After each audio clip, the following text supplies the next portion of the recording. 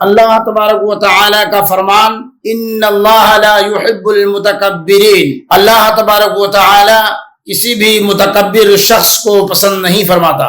عروج و نسل و نسب پر غرور بے معنی، عروج و نسل و نسب پر غرور بے معنی، عمل ملے گا قیامت میں خاندان نہیں۔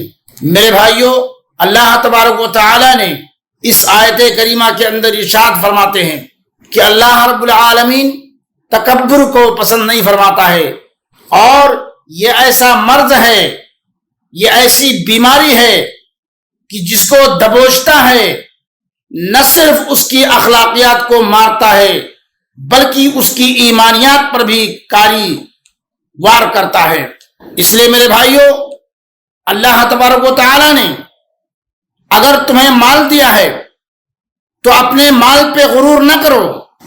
اللہ تعالی نے قارون کو بھی بہت مال دیا تھا، اتنا مال دیا تھا کہ اس کے خزانوں کی کنجیاں 60 طاقتور آدمی مل کر اٹھایا کرتے تھے، مگر جب اس نے اللہ کی سرکشی کی، جب اس نے اللہ کی نافرمانی کی اور اللہ کے بندوں کے سامنے اکڑا تو اللہ تعالی نے اس کو ایسی مار پلائی کہ دولت سمیت تہس نہس کر دیا گیا۔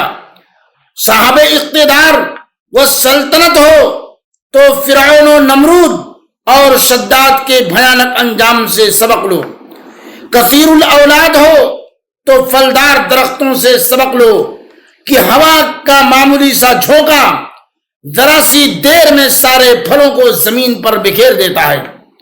طاقتور ہو تو اپنی طاقت پر نہ اتراؤ۔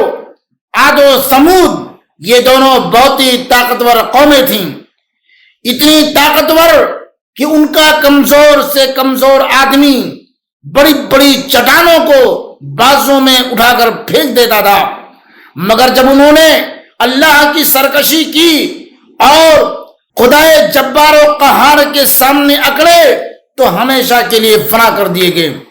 صاحب علم و فن ہو تو اپنے علم و فن پہ غرور نہ کرو کہ ہم نے سینکڑوں بڑے بڑے ارباب و علم و فن کو معمولی عقل و دانش والوں کے سامنے ڈھیر ہوتے دیکھا ہے۔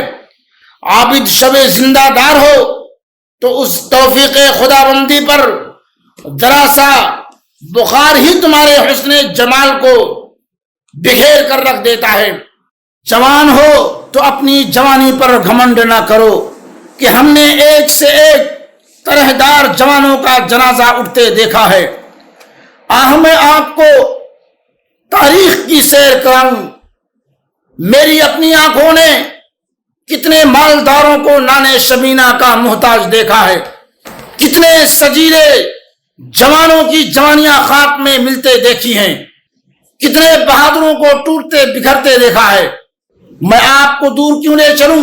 میرے علم میں کتنے پھولوں کو شرما دینے والے چہرے تھے، اللہ نے ایسا بلا کا حسن دیا تھا کہ یوں لگتا تھا جیسے کبھی ڈھلے گا نہیں، اور یوں ہی ہمیشہ تازہ و شاداب رہے گا، مگر وقت کے تھپیڑوں نے ایسی مار پلائی کہ چند ہی سالوں میں یوں مرجھا گئے کہ اب دور دور تک ان کے حسن و جمال کا سراغ تک نہیں ملتا۔ تازگی پہ تم اپنی اس قدر نہیں اتراؤ، تازگی پہ تم اپنی اس قدر نہیں اتراؤ، پھول بن کے مرجھانا ہے کلی کا مستقبل۔ اللہ تبارک و تعالی ہم تمام لوگوں کو تکبر اور گھمنڈ سے بچائے۔